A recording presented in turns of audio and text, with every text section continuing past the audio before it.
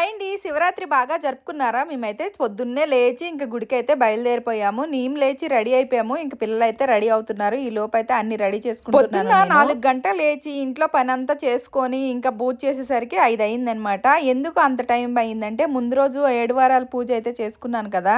పూజ అంతా ఎత్తేసి సామాన్లు ఎక్కడక్కడ పెట్టేసి ఇల్లంతా మళ్ళీ తడిబట్ట వేసి మళ్ళీ పూజ చేసుకునేసరికి గంట టైం పట్టేసింది. ఇంకా అభిషేకానికి కావాల్సిన సామాన్లు వచ్చేసి రాత్రే మా ఆయన అయితే తీసుకొచ్చేసారు. ఇంకా అన్ని నేనైతే ఒక ప్లేట్ లో పెట్టుకొని ఇంకా తీసుకెళ్దాం అనేసి పట్టుకున్నాను. మా చుట్టుపక్కల్లో చాలా గుడులు ఉన్నాయి, కానీ మేము ఏంటంటే మొన్న ఒకసారి ఈ గుడికి వచ్చినాము. మన చేతుల మీదనే అభిషేకం చేస్తాం. ఇంకా అప్పటి నుండి ఏంటంటే ఈ గుడికి రావడమే అలవాటు అయిపోయింది అనమాట. ఇంక ఈ గుడికి అయితే వచ్చాము. ఈ గుడిలో అన్ని దేవుళ్ళు ఉంటాయి. నరసింహస్వామి గుడి అంటారు ఈ గుడికి. వినాయకుడు, సాయిబాబా, దుర్గామాత, ఇంకా సీతారాముల వారు, శివుడు, ఇంకా అన్ని దేవుళ్ళు ఉంటాయి అనమాట. ఇంక ఈ గుడిలో ఏంటంటే మన చేతుల మీదనే పంతులు గారు అభిషేకం చేపిస్తారు. వేరే గుడిలో అయితే మనం తీసుకెళ్లిన సామాన్లన్నీ అక్కడ ఇచ్చేస్తాము. ఎప్పుడు అభిషేకం చేస్తారో తెలియదు. ఇంకా అందుకనే ఈ గుడికి వచ్చి మన చేతుల మీద అభిషేకం అయితే చేపించారు పంతులు గారు. చాలా బాగా దర్శనం అయ్యింది. మేము తీసుకెళ్లిన పంచామృతాలతో అభిషేకం చేసాము. నెక్స్ట్ మేము కొబ్బరి బొండం తీసుకెళ్లాము. ఆ కొబ్బరి నీళ్ళతో కూడా అభిషేకం అయితే చేసాము. అభిషేకం చాలా బాగా జరిగింది. అభిషేకానికి 100 రూపాయలు తీసుకుంటారు. మన చేతుల మీదగా అభిషేకం చేయడం వల్ల మనకి ఏంటంటే తృప్తిగా ఉంటుందన్నమాట. ఇక్కడికి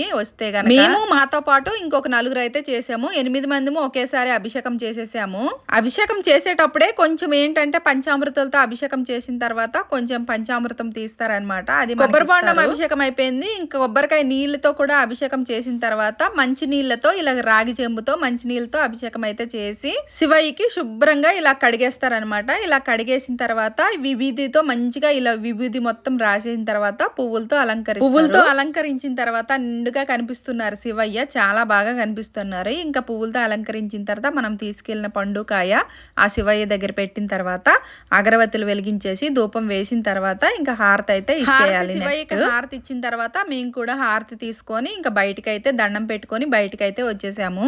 కొన్ని గుడిలో ఏంటంటే వీడియో కూడా తీనివ్వరు. ఇక్కడ చిన్నగా వీడియో కూడా తీసుకున్నాము. ఏమీ అనలేదన్నమాట. అస్సలు అర్థం చేసుకుంటారు భక్తులకు కూడా. ఇంకా దీపాలు పెట్టొద్దన్నా కానీ వాళ్ళు పెట్టినా కానీ ఏమనరు అనమాట. చాలా బాగా దర్శనం కూడా అయ్యింది. ఇక్కడ పంతులు కూడా చాలా బాగా చేస్తారు. గుడికి వస్తే ప్రశాంతంగా ఉంటుంది. చాలా పెద్ద శివయ్యకి దర్శనం చేసుకొని దండం పెట్టేసి ఇంకా అన్ని దేవుళ్ళ దగ్గరికి వెళ్ళి దండం పెట్టుకున్నాము. తర్వాత వినాయకుడి దగ్గరికి వెళ్ళి దీపం కూడా మనం తీసుకెళ్లిన కొబ్బరికాయ, అరటిపళ్ళు ప్రసాదంగా పంతులు గారు ఇచ్చిన తర్వాత బయటకు అయితే వచ్చేసాము. బయటకు వచ్చిన తర్వాత ఇక్కడైతే మా ఆయన అయితే వీళ్ళందరికీ ధర్మం చేస్తున్నారు. వీడియో నచ్చితే లైక్ చేసి సబ్స్క్రైబ్ చేసుకోండి అబ్బా. నెక్స్ట్ వీడియోలో కలుసుకుందాం. Bye bye.